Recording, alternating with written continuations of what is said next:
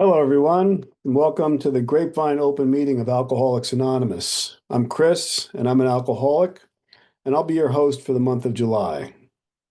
This is the AA Preamble.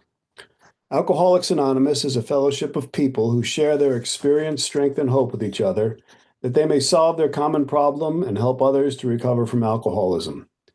The only requirement for membership is a desire to stop drinking.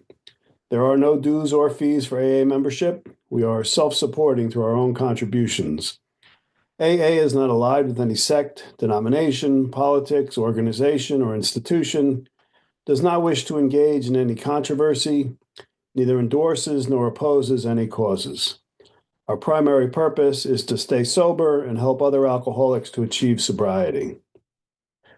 You can enjoy the Grapevine Open Meeting every Wednesday at noon Eastern Time on this virtual platform. The meeting will be recorded and will be posted as an audio podcast every Friday on all podcast platforms, on aagrapevine.org, and on YouTube. This is an open meeting. Everyone is welcome. We are glad you are all here, especially newcomers.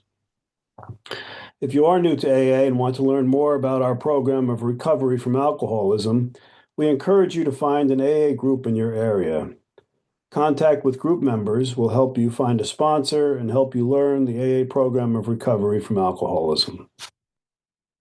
This is today's daily quote. I'm going to read it. It just came in.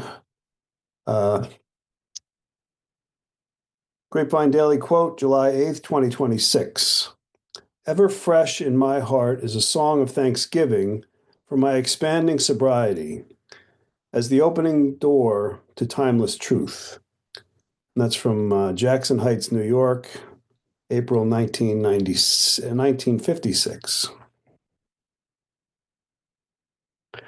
You can sign up to receive the daily quote as a daily email at aagrapevine.org, or you will find it on the Grapevine app every morning. This is an excerpt from this month's Grapevine magazine. This month is the prison issue. We have an annual prison issue. This is one of the letters in the beginning of the magazine. It's titled, "Yeah, Me Too." At my very first AA meeting in 1994, a guy named Jerry was sharing his story. He said his dad owned a tavern and he would sneak beer out of the back door for his friends. They would hop in a car and drive out to the country and drink it. Wow, me too. In my high school days, I had a friend named Gary, and his dad also owned a tavern. Gary would sneak beer out the back door of his dad's tavern, just like Jerry did. And we boys would hop in a car and drive out to a country road and drink it. Gary, Jerry, sneaking beer out of their dad's taverns and drinking on the country road, that was no coincidence. To me, it was a sign from my higher power telling me I needed to keep coming to these meetings. Thanks to AA and Jerry, I have 28 years of sobriety. Funny, I never saw that guy again. That's from John C. in Gladbrook, Iowa. I also have a reading from the big book. I remember when I was about 5 years sober, I had worked the steps with my sponsor, but I felt I was lacking in the idea of meditation. And I thought I needed to take a transcendental meditation course or something like that. And a guy named Ted at a meeting I was going to said, "Chris, it's all in the big book. Just read page 86. It tells you what to do. Just do it." And so here's what it said when I went to page 86. On awakening, let us think about the 24 hours ahead. We consider our plans for the day. Before we begin, we ask God to direct our thinking, especially asking that it be divorced from self-pity, dishonest, or self-seeking motives. Under these conditions, we can employ our mental faculties with assurance, for after all, God gave us brains to use. Our thought life will be placed on a much higher plane when our thinking is cleared of wrong motives. In thinking about our day, we may face indecision. we may not be able to determine which course to take. Here we ask God for inspiration, an intuitive thought, or a decision. We relax and take it easy. We don't struggle. We are often surprised how the right answers come after we've tried this for a while. What used to be a hunch or an occasional inspiration gradually becomes a working part of the mind. Being still inexperienced and having just made conscious contact with God, it is not probable that we are going to be inspired at all times. We might pay for this presumption in all sorts of absurd actions and ideas. Nevertheless, we find that our thinking will, as time passes, be more and more on the plane of inspiration. We come to rely upon it. We usually conclude the period of meditation with a prayer that we be shown all through the day what our next step is to be, that we be given whatever we need to take care of such problems. We ask especially for freedom from self-will and are careful not to make any requests for ourselves only. We may ask for ourselves, however, if others will be helped. We are careful never to pray for our own selfish ends. Many of us have wasted a lot of time doing that, and it doesn't work. You can easily see why. Okay, this will be a two-speaker meeting. There will be no sharing from attendees, so please sit back and relax and listen. We often hear it's best to try to identify with the speakers rather than to compare your stories with theirs. Our first speaker, Phil, is one of my better friends in AA. We've known each other a long time and gone to a lot of meetings together and talk on the phone less often than we should, but we still do it. And let me introduce Phil. Thank you, Chris. Hey, everybody. My name is Phil, and I'm an alcoholic. It was really nice that Chris contacted me yesterday and asked if I would speak. And it was really good because I haven't told my story in a while, and it really helps when I tell my story. It's not extraordinary or particularly dramatic, but it was dramatic enough for me. So that's about it. I just wanted to say that I feel really fortunate, really lucky to be sober. And I'm going to concentrate more on that than focus on my drinking. My drinking was pretty dull. My drinking was fun at first, and then it became work, and then it became misery. I didn't get into fist fights or bar fights. I didn't wake up next to exotic women. Wasn't chased by the police. It was very dull and very repetitive, just like drinking is dull, and I'm lucky that I think that way. I don't think of it as enticing or a reward, but that was a really big part of my drinking history. 61 years old, grew up on Long Island. I don't think I was born an alcoholic. This disease was waiting in the weeds for me. It was waiting, and I think I became a full-blown alcoholic after I bought my house and my wife became pregnant with our first child, a girl. And I was just like, I don't deserve this life. I don't deserve this life. I could stop drinking back in high school and college, if I didn't have enough money, if I didn't like the music in the bar, if I had a deadline, I could stop, and eventually I couldn't stop, drinking. My sister, who's not one of us, but she is a heavy, heavy smoker. And I think that's where her addiction comes out. Because of parts of our childhood. She had an anniversary, a reunion with her college suite mates, and I was early in sobriety. This is by like 2008, 2009, and I said, "Ooh, what'd you have to drink?" And because they all met in the city and went to a nice restaurant, I said, "Ooh, what did you have to drink?"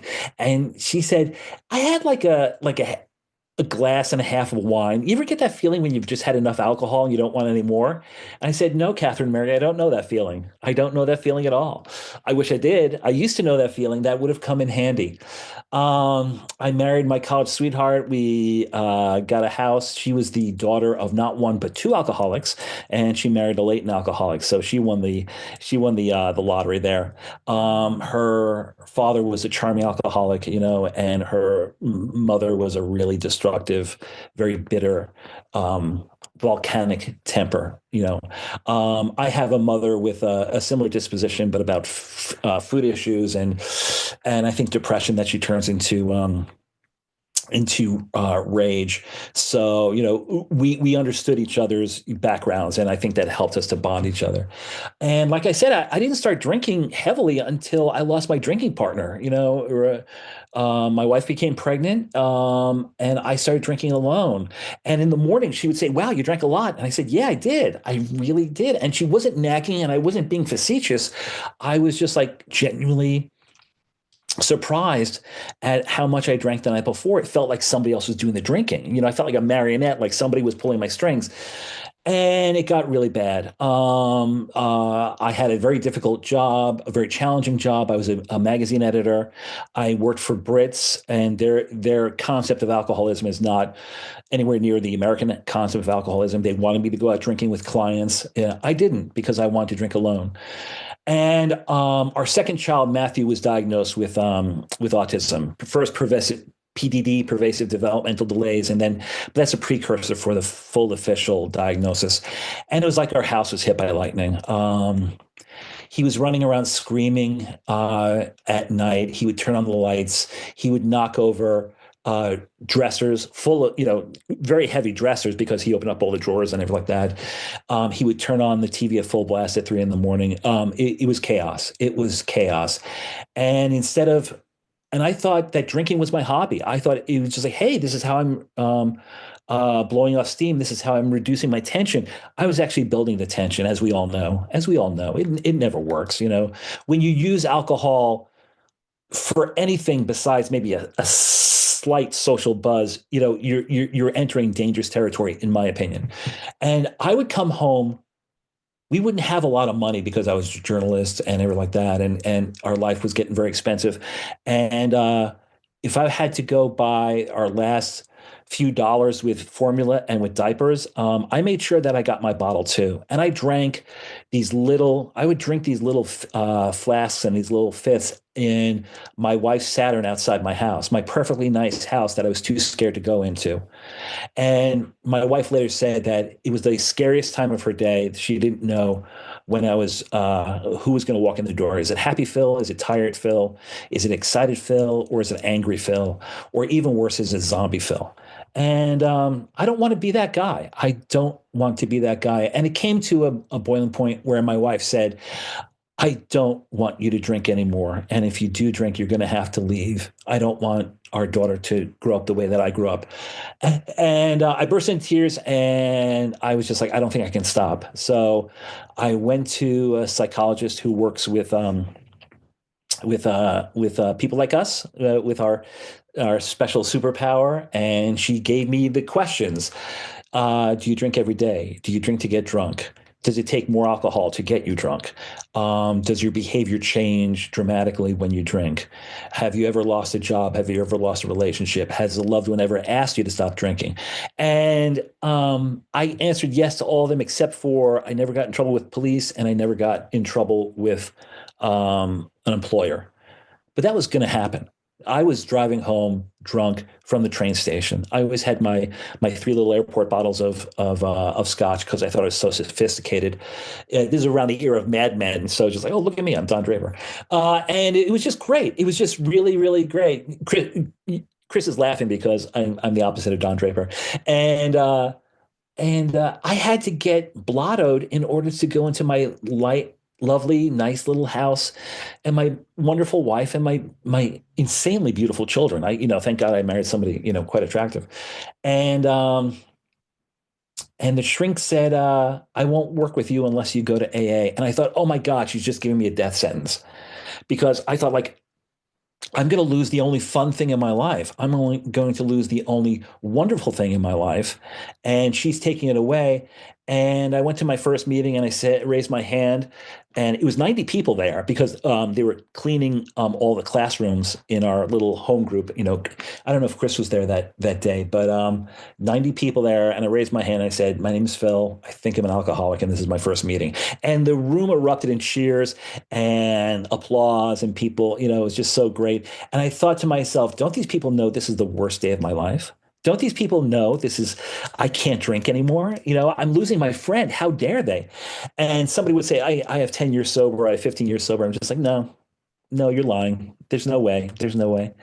And then I understood that people people could get sober and people could have a beautiful life. And my life got better. My life got better. The tension, the barometric pressure in my house just dropped. There was no stress. I could handle situations. I've been laid off 3, 4 times in my sobriety. I've been sober now since 2010. I had a slip, and I discovered that AA ruins your drinking. I lost my father's brain cancer in this in sobriety. I spent the night with him when he was sundowning after his surgery, and they moved him from intensive care to his hospital room, and he was behaving the complete opposite of what this gentle man always behaved in. And I stayed sober through that night. I could have left and gone to a bodega. I'm sure there was a 24-hour/7 bodega, and I could have gotten whatever I wanted. And I didn't. And this program got me sober through the night. And I've dealt with my son Matthew, and I've dealt with layoffs, and the threats of foreclosure, and just I was out of work for 2 years. The past 2 years, I've been out of work, and a thought of a drink or a drug never occurred to me. It never occurred to me. I know what the alcohol tastes like. I know what that drink tastes like, but more importantly, I know what it does for me. And I have a really nice life now. My daughter is married to a wonderful man. We have two beautiful grandchildren. My son is getting services. I'm his legal guardian. I would not have been his legal guardian if I was drinking or checked out. That's the thing about alcohol. You get checked out, and you no longer love the things that you love. And I don't have a very exciting life. I build newsletters, I strum guitars, and I watch reruns with my wife, and I have a beautiful life. And I saw a video from my early, from my drinking days before I came into the rooms, and I was watching my little sons run up and down my lawn. And I turned to Regina, my wife, and I said, "This is what I was drinking to numb myself from. This is what I was trying to escape with, with margaritas, with endless drinks." And I'm like, good Lord. I know we're not supposed to regret the past. I regret that. I'm going to be honest with you. So that's pretty much my story. I don't have much left. I'm so grateful for this program. It's given me gifts and rewards. I haven't won a lottery. My hair hasn't grown back, and I haven't developed washboard abs. But it's real. You know, I'm going through a situation with my mother now. She's a very difficult woman, and I'm using the program. Feelings aren't facts. This too shall pass. And she says some pretty vicious things to me and my sisters and my brother. Because she's scared, and this is how she's processing fear. Me, I go to a meeting and I talk about what's going on between my ears, and this is why I do that. And I have a standard ending for these, for my share. The first 3 nights, I went to AA. I was detoxing. About a week or two later, I was still going to AA meetings, and I still do. And I turned to my wife very, very early in sobriety, and I said, "What do you think of the new Phil?" And she says, "This isn't the new Phil. This is the Phil that I married. I'm Phil, and I'm an alcoholic." Thank you very much. Thank you, Phil. Great to hear from you. I know this story, and I'm pleased to hear it again. Um, my drinking was mostly dull too. Not all of it, though. I did have some fights.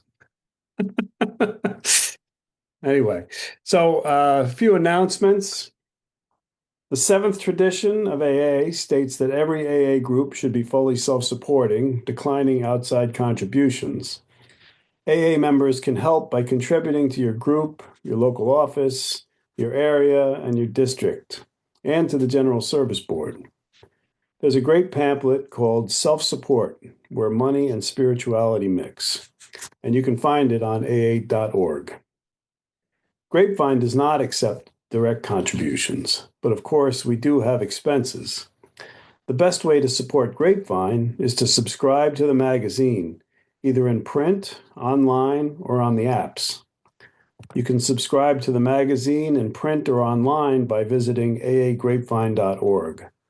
You can subscribe to the app by searching for AA Grapevine on the App Store on your phone. You can also purchase Grapevine books, greeting cards, and other items at your local AA office. By doing so, you'll be supporting both Grapevine and your local office. You can also visit the Grapevine online store at aagrapevine.org. The AA Grapevine Carry the Message project allows you to help us help others by providing magazine subscriptions to those who are incarcerated, hospitalized, living in remote areas, or stuck at home. Visit aagrapevine.org and click on Carry the Message to learn more. We invite you to listen to our other weekly podcast, the AA Grapevine Half Hour Variety Hour, which is available for free on all podcast platforms and on aagrapevine.org. Also, check out our Primary Purpose, the official podcast of the General Service Office of Alcoholics Anonymous. Tune in to hear how AA's message continues to reach those who need it most. For all podcasts, be sure to subscribe on your favorite streaming platform so you can catch all the episodes. Please follow Grapevine on Instagram and YouTube as well. Our second speaker, Tiffany. I know Tiffany from my home group. She's a great member there, and she and her brother have become my friends over time. And take it away, Tiffany. Good afternoon, everybody. I'm Tiffany, and I am an alcoholic. Chris, thank you for asking me to speak. And Phil, it was great to see you. I love Zoom. When the pandemic hit, I was like not very computer savvy, and I said, "Oh, I'm not gonna do meetings." And it just took a little bit of time where I was just a lunatic again. So I did get on Zoom, and it changed my life, as AA has. So.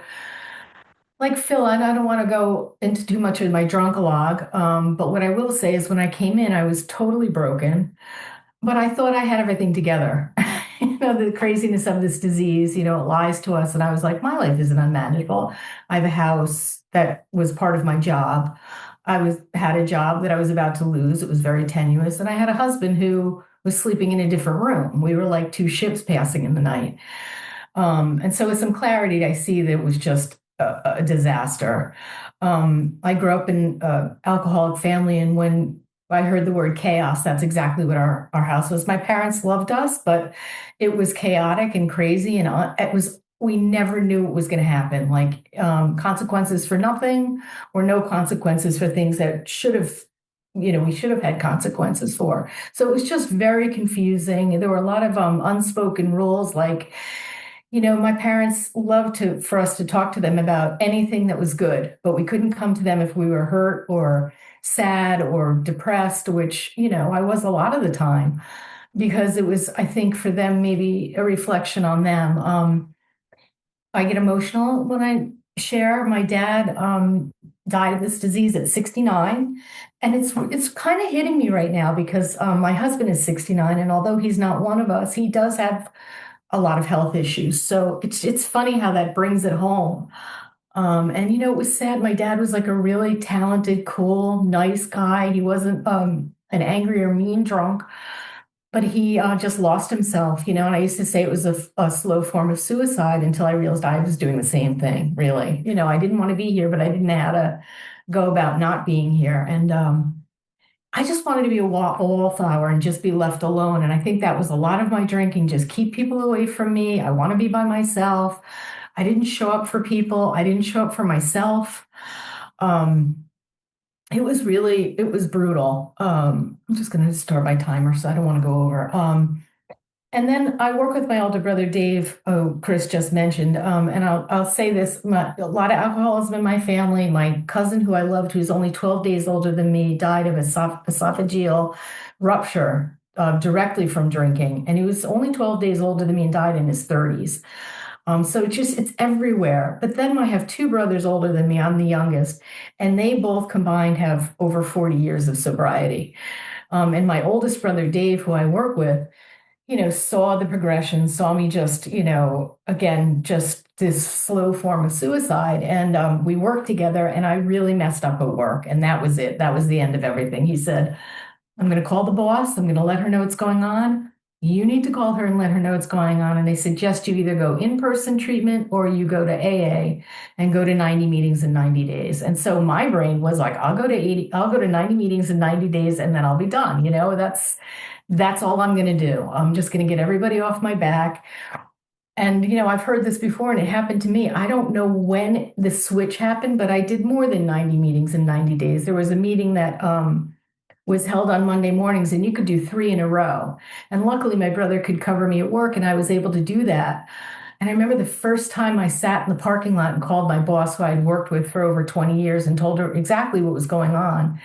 And she said, Tiffany, we love you. You've always done a great job at work. A lot of that was my brother, picking up some of the slack. But and something happened while I was in the parking lot talking to her. And again, I do get emotional. And it was this thought that I don't want to let the people down who have been there for me and who love me. And her just saying that to me, like, we love you, we want you to get well, we're behind you 100%. I was like, I don't want to let these people down. And now it's like, I don't want to let myself down either. And while all this was going on, when I first came in, so I came in the month of January, a few years ago. And so that was January. And in March, my husband had a grand mal seizure. And it was devastating. He survived, but it was just devastating. And part of his diagnosis was he had to have a PET scan. And when on that PET scan, they found 2 different types of cancer. And it was just like, Dave said to me, my brother, you didn't get in here a day too soon. And I'm thinking to myself, man, I could have gotten here years ago. But the truth was, like, I was there, I was present, I was able to call 911, I was able to get help for my husband, I was able to be there for him into the trauma center. And then he was moved to the city. And I was there every day. And I didn't have enough of a fellowship at the time, and I didn't have a sponsor yet either. And those are some things, they say the only bad suggestion is the one you don't take. And I know that now. But I was sober and I was there for him. And in May, they released him from the hospital. And life just keeps coming at you, right? So the best thing is to be sober because you can get through these difficult times. But the day he was released, my first grandson was born. Again, I get really emotional because he's 8 years old now, and I have 2 other grandsons with the same son, and I'm having my other daughter-in-law is having a baby in August, and they've never seen me drunk. The kids leave me with the kids all the time. I just had sleepovers with the 2-year-old, and it's just like that's where I am now. We bought a house, like life beyond my wildest dreams. I'm in my 60s, and I just bought a house. It's just amazing to me, which leads me to now, these years later, I'm in sort of the same position this year. My employer died, so I was losing my job. I was losing my housing because I was in the same house when I got sober, and that's part of my job. My husband just had a stroke. So it's the same situation. Everything's the same, except I'm not drinking. I'm not panicking. I'm showing up. I'm doing the next right thing. I heard this one time, I'm doing the next right thing with love, because I can do the next right thing and know what it is and still be resentful and angry about having to do the next right thing. But that leads me to now. So we've got this house up. And then the people that bought the property where I work, after my employer died, offered my brother and I a position there. It's in a different capacity.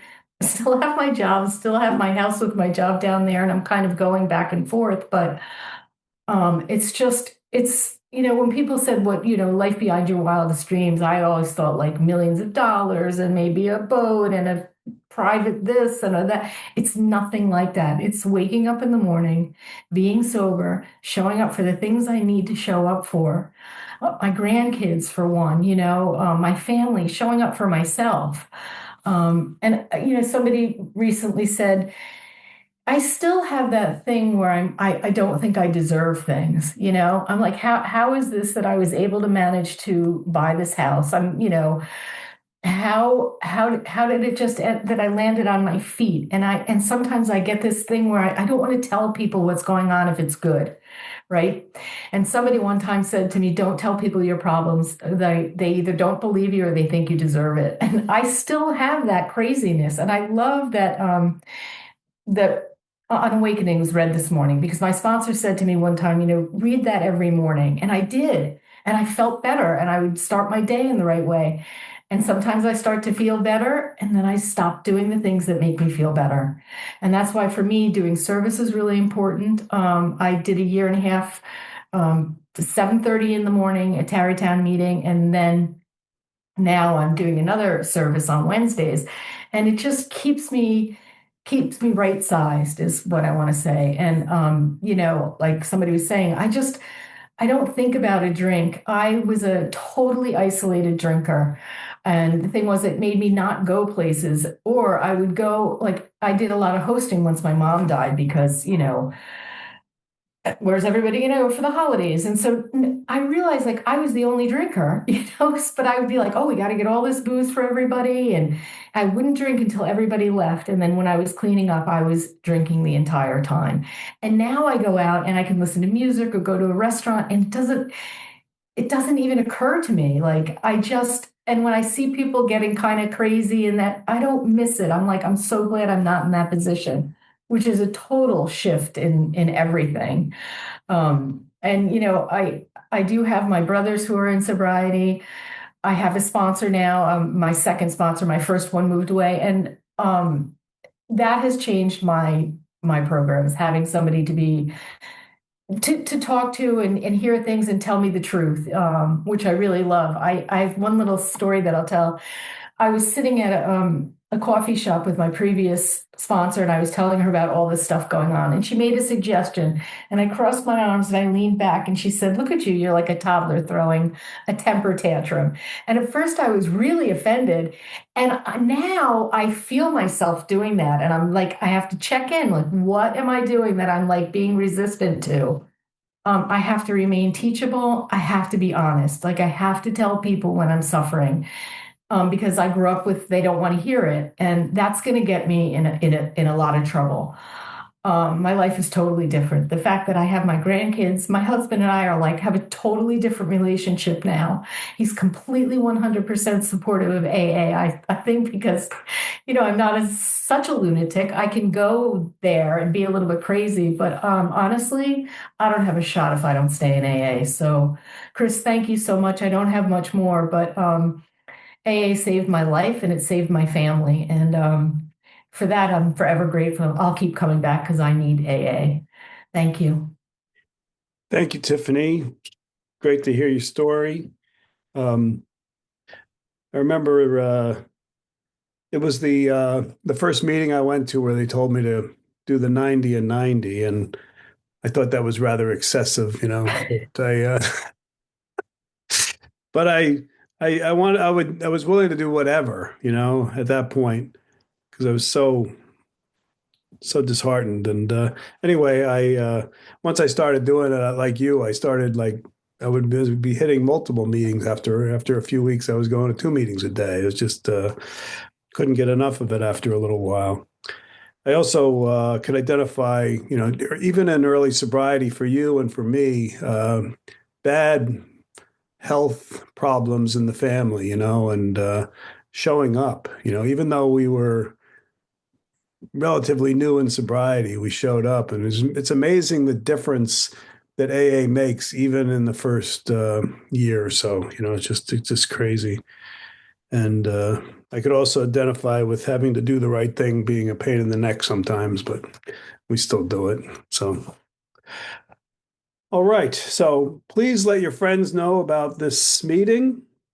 This is an open meeting, so it's also ideal for friends who want to learn more about Alcoholics Anonymous. Keep this in mind if you're doing cooperation with the professional community or public information work. So let me ask Tiffany if she'll just close us out in the manner of her choice. Thank you, everybody. Moment of silence for those still sick and suffering, and for those who might be picking up for the first time today that may be one of us. We'll keep them in our prayers. And if we can close with the we version, because I can't do this without you. God, grant us the serenity to accept the things we cannot change, the courage to change the things we can, and the wisdom to know the difference. Keep coming back. It's worth it. Thank you. Okay. Thanks, Thanks, everybody. Tiffany. Great story. Thank you, Chris. Thanks for asking. It Phil, great to see you. was great to see you, Seeing Tiffany. you in person. Bye, everybody. Take Take care, care, folks. everybody. Bye-bye.